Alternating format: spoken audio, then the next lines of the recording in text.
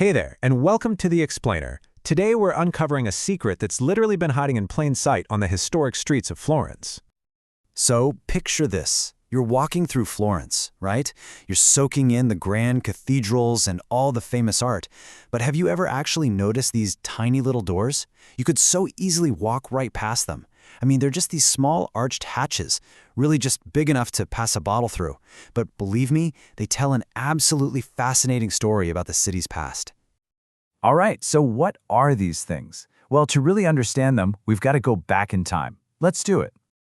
Okay, so here they are. They're called Bucette del Vino, which, you guessed it, means wine windows. And their whole story, believe it or not, kicks off because of two very different Florentine problems: taxes and plagues.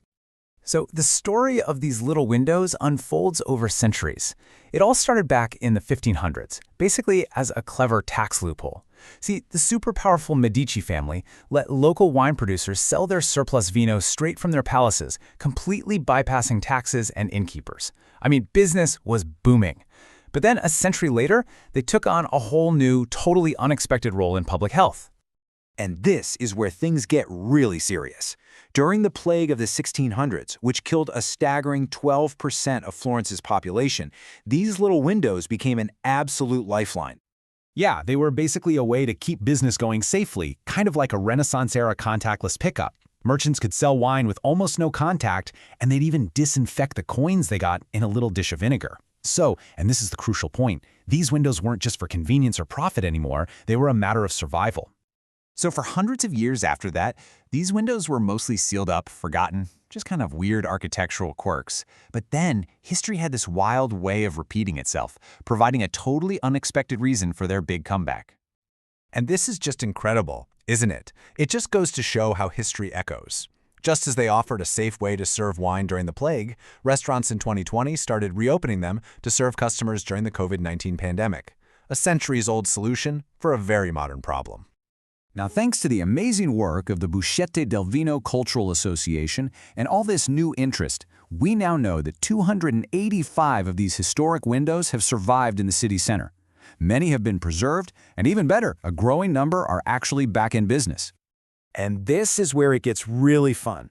Because so many of them are active again, if you're in Florence, you can actually experience this piece of living history for yourself. Think of it like a treasure map. Using one is such a simple and memorable experience. You just find the window, maybe knock or ring a tiny bell, and suddenly a hand appears with a glass of Chianti. It seriously feels like you're reaching back in time. As one travel writer, Kenny Dunn, put it after visiting a spot called Babaya, "I tapped it, and immediately someone was there to serve me. It was so cool to witness." And that's exactly it. It's this real, tangible connection to the city's history. You feel like you're taking part in a tradition that spans generations. So, to help you on your treasure hunt, here are a few top spots to check out. Babè was one of the pioneers in bringing the tradition back. Then there's Cantina dei Pucci, which is right near the Duomo, so you really can't miss it. And get this, Osteria Belle Dane even serves snacks through its little window. So what's the big takeaway from all this?